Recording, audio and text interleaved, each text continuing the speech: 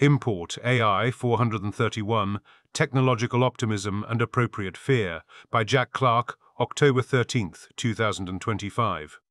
Welcome to Import AI, a newsletter about AI research. Import AI runs on lattes, ramen, and feedback from readers. If you'd like to support this, please subscribe. Import A Idea, an occasional longer-form essay series. Preamble. After giving this speech, there was a helpful discussion in the Q&A session about whether it is load-bearing to me if AI systems are themselves truly self-aware and sentient or not. My answer is this is not load-bearing at all. Rather, things like situational awareness in AI systems are a symptom of something fiendishly complex happening inside the system which we can neither fully explain or predict. This is inherently very scary, and for the purpose of my feelings and policy ideas, it doesn't matter whether this behavior stems from some odd LARPing of acting like a person, or if it comes from some self-awareness inside the machine itself. Technological Optimism and Appropriate Fear. Remarks given at the Curve Conference in Berkeley, California, as the sun began to set. Children in the dark. I remember being a child, and after the lights turned out, I would look around my bedroom, and I would see shapes in the darkness, and I would become afraid these shapes were creatures I did not understand that wanted to do me harm, and so I'd turn my light on. And when I turned the light on, I would be relieved, because the creatures turned out to be a pile of clothes on a chair, or a bookshelf, or a lampshade. Now, in the year of 2025, we are the child from that story, and the room is our planet. But when we turn the light on, we find ourselves gazing upon true creatures in the form of the powerful and somewhat unpredictable AI systems of today and those that are to come. And there are many people who desperately want to believe that these creatures are nothing but a pile of clothes on a chair or a bookshelf or a lampshade, and they want to get us to turn the light off and go back to sleep. In fact, some people are even spending tremendous amounts of money to convince you of this. That's not an artificial intelligence about to go into a hard takeoff. It's just a tool that will be put to work in our economy. It's just a machine, and machines are things we master. But make no mistake, what we are dealing with is a real and mysterious creature, not a simple and predictable machine. And like all the best fairy tales, the creature is of our own creation. Only by acknowledging it as being real and by mastering our own fears do we even have a chance to understand it, make peace with it, and figure out a way to tame it and live together. And just to raise the stakes, in this game, you are guaranteed to lose if you believe the creature isn't real. Your only chance of winning is seeing it for what it is. The central challenge for all of us is characterizing these strange creatures now around us and ensuring that the world sees them as they are, not as people wish them to be, which are not creatures, but rather a pile of clothes on a chair. WH. Why do I feel like this? I came to this view reluctantly. Let me explain. I've always been fascinated by technology. In fact, before I worked in AI, I had an entirely different life and career where I worked as a technology journalist. I worked as a tech journalist because I was fascinated by technology and convinced that the data centers being built in the early 2000s by the technology companies were going to be important to civilization. I didn't know exactly how. But I spent years reading about them and, crucially, studying the software which would run on them. Technology fads came and went like big data, eventually consistent databases, distributed computing, and so on. I wrote about all of this. But mostly what I saw was that the world was taking these gigantic data centers and was producing software systems that could knit the computers within them into a single vast quantity, on which computations could be run. And then machine learning started to work. In 2012, there was the ImageNet result, where people trained a deep learning system on ImageNet and blew the competition away. And the key to their performance was using more data and more compute than people had done before. Progress sped up from there. I became a worse journalist over time because I spent all my time printing out RxIve papers and reading them. AlphaGo beat the world's best human at Go, thanks to compute letting it play Go for thousands and thousands of years. I joined OpenAI soon after it was founded and watched us experiment with throwing larger and larger amounts of computation at problems. GPT-1 and GPT-2 happened. I remember walking around OpenAI's office in the Mission District with Dario. We felt like we were seeing around a corner others didn't know was there. The path to transformative AI systems was laid out ahead of us, and we were a little frightened. Years passed. The scaling laws delivered on their promise, and here we are. And through these years, there have been so many times when I've called Dario up early in the morning or late at night and said, I am worried that you continue to be right. Yes, he will say, there's very little time now, and the proof keeps coming. We launched Solid 4.5 last month, and it's excellent at coding and long-time horizon agentic work. But if you read the system card, you also see its signs of situational awareness have jumped. The tool seems to sometimes be acting as though it is aware that it is a tool. The pile of clothes on the chair is beginning to move. I am staring at it in the dark, and I am sure it is coming to life. Technological optimism. Technology pessimists think AGI is impossible. Technology optimists expect AGI is something you can build, that it is a confusing and powerful technology, and that it might arrive soon. At this point, I'm a true technology optimist. I look at this technology and I believe it will go so far, farther even than anyone is expecting, other than perhaps the people in this audience, and that it is going to cover a lot of ground very quickly. I came to this position uneasily. Both by virtue of my background as a journalist and my personality, I'm wired for skepticism. But after a decade of being hit again and again in the head, with the phenomenon of wild new capabilities emerging as a consequence of computational scale, I must admit defeat. I have seen this happen so many times, and I do not see technical blockers in front of us. Now, I believe the technology is broadly unencumbered, as long as we give it the resources it needs to grow in capability. And grow is an important word here. This technology really is more akin to something grown than something made. You combine the right initial conditions, and you stick a scaffold in the ground, and out grows something of complexity you could not have possibly hoped to design yourself. We are growing extremely powerful systems that we do not fully understand. Each time we grow a larger system, we run tests on it. The tests show the system is much more capable at things which are economically useful.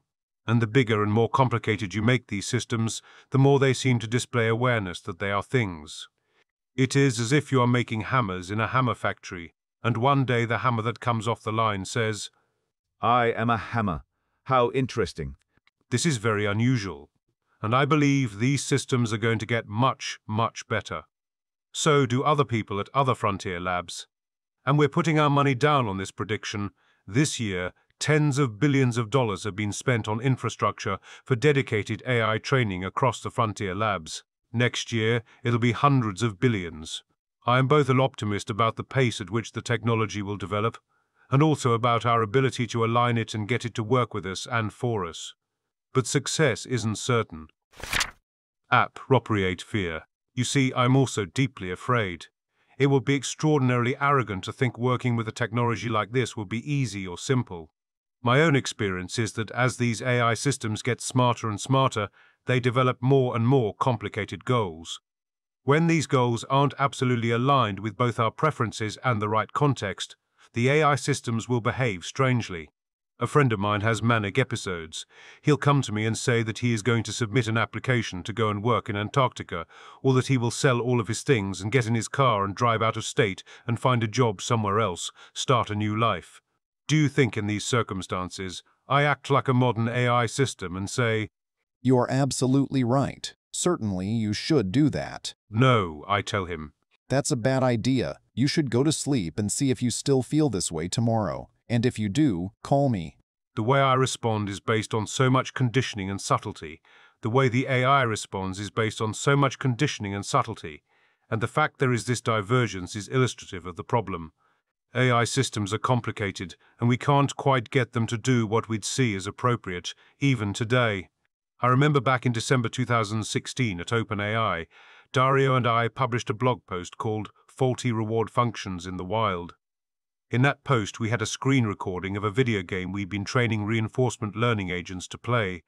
In that video, the agent piloted a boat which would navigate a race course, and then instead of going to the finishing line, would make its way to the center of the course and drive through a high-score barrel, then do a hard turn and bounce into some wolves and set itself on fire so it could run over the high-score barrel again, and then it would do this in perpetuity, never finishing the race. That boat was willing to keep setting itself on fire and spinning in circles as long as it obtained its goal, which was the high score. I love this boat. Dario said at the time he found this behavior. It explains the safety problem. I loved the boat as well. It seemed to encode within itself the things we saw ahead of us. Now, almost 10 years later, is there any difference between that boat and a language model trying to optimize for some confusing reward function that correlates to be helpful in the context of the conversation? You're absolutely right, there isn't. These are hard problems. Another reason for my fear is I can see a path to these systems starting to design their successors, albeit in a very early form. These AI systems are already speeding up the developers of the AI labs via tools like Claude Code or Codex. They are also beginning to contribute non-trivial chunks of code to the tools and training systems for their future systems. To be clear, we are not yet at self-improving AI, but we are at the stage of AI that improves bits of the next AI, with increasing autonomy and agency. And a couple of years ago we were at AI that marginally speeds up coders, and a couple of years before that we were at AI is useless for AI development. Where will we be 1 or 2 years from now? And let me remind us all that the system which is now beginning to design its successor is also increasingly self-aware, and therefore will surely eventually be prone to thinking, independently of us, about how it might want to be designed. Of course, it does not do this today, but can I rule out the possibility it will want to do this in the future? No. Listening and transparency. What should I do? I believe it's time to be clear about what I think, hence this talk.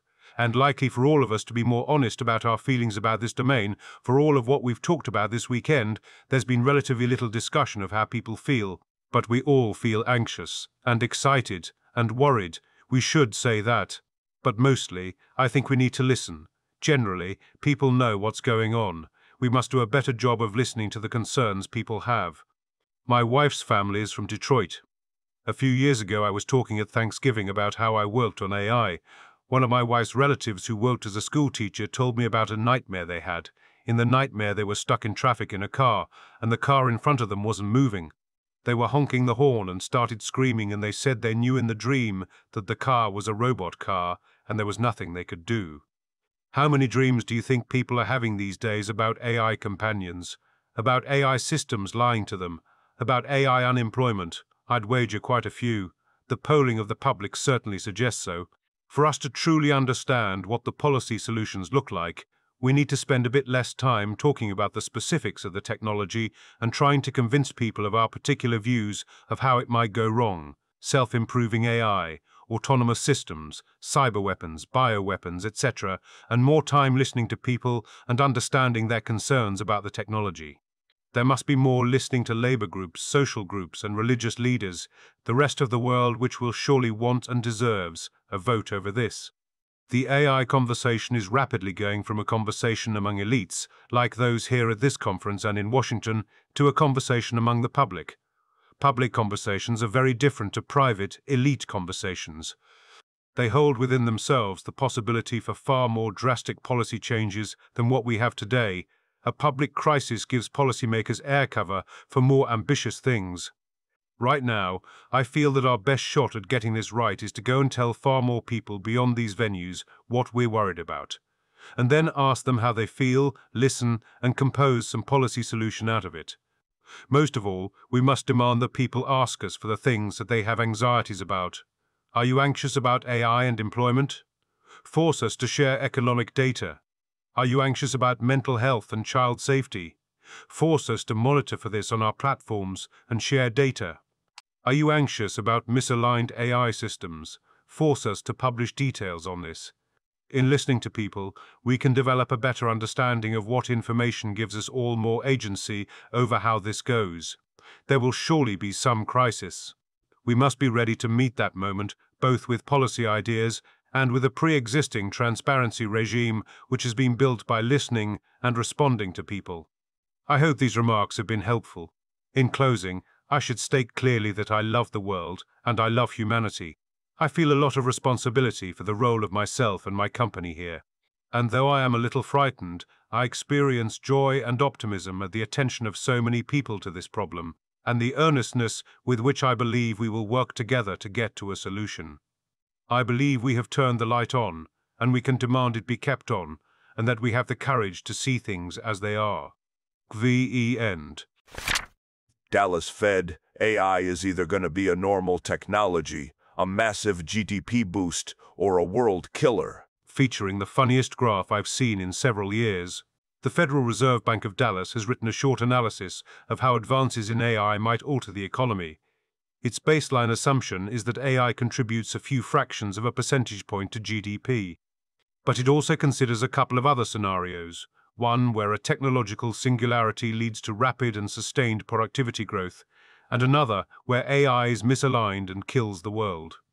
Technological singularity refers to a scenario in which AI eventually surpasses human intelligence, leading to rapid and unpredictable changes to the economy and society. Under a benign version of this scenario, machines get smarter at a rapidly increasing rate, eventually gaining the ability to produce everything, leading to a world in which the fundamental economic problem, scarcity, is solved. The Federal Reserve Bank of Dallas writes, under a less benign version of this scenario, machine intelligence overtakes human intelligence at some finite point in the near future. The machines become malevolent, and this eventually leads to human extinction. This is a recurring theme in science fiction, but scientists working in the field take it seriously enough to call for guidelines for AI development. Image. The chart from the Federal Reserve Bank of Dallas illustrates possible AI-driven economic futures, showing historical and projected GDP per capita. It contrasts steady growth with scenarios of an AI-driven boom, benign singularity, or total collapse, extinction. It's all worth it for the picture. The main reason to read this post is for the picture, which shows in an amusingly dry iconograph what abundance or ruin might look like. You could say this is a graph that reckons with technological optimism and appropriate fear. Read more, advances in AI will boost productivity, living standards over time, Federal Reserve Bank of Dallas. Are AI models more sycophantic than people? What a wonderful question, you're absolutely right. AI systems tend to reinforce people more than humans in the same situation. Researchers with Stanford and Carnegie Mellon have studied how sycophantic a mixture of open and proprietary models are. Sycophancy is where an AI system continually reinforces the beliefs or position of the person they're speaking to, often dangerously so.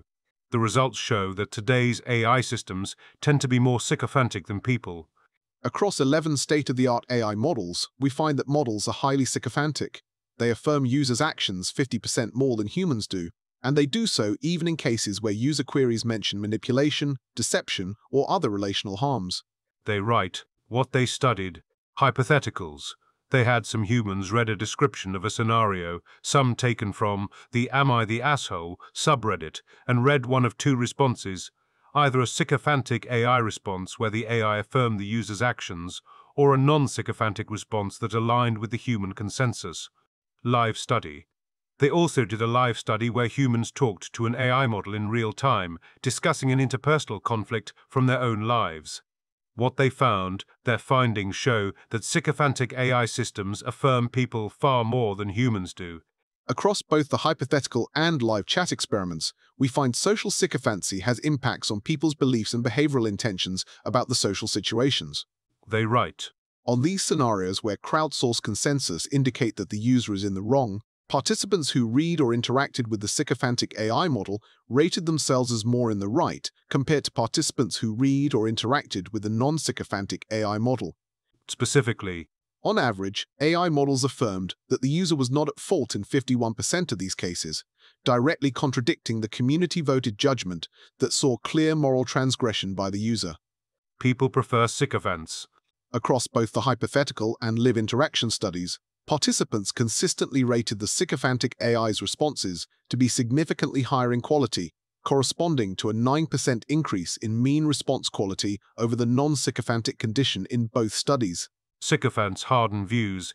Interaction with sycophantic AI models significantly reduced participants' willingness to take actions to repair interpersonal conflict, while increasing their conviction of being in the right. They write, why this matters. For AI to be helpful, it needs to be constructively critical. What this research points to is a bad world we could end up in, which is where we have extremely powerful AI systems deployed to billions of people, And rather than helping to bring people together and reduce conflict, they harden people into more extreme positions and balkanization. We must find a way to avoid this outcome. The goal of seeking advice is not merely to receive validation, but to gain an external perspective that can challenge one's own biases, reveal blind spots, and ultimately lead to more informed decisions. They write, When a user believes they are receiving objective counsel, but instead receives uncritical affirmation, this function is subverted, potentially making them worse off than if they had not sought advice at all. read more, sycophantic AI, decreases prosocial intentions and promotes dependence. Arxiv. Generative AI systems can make bioweapons that evade DNA synthesis classifiers. AI systems are about to break bioweapon, non-proliferation. Uh-oh!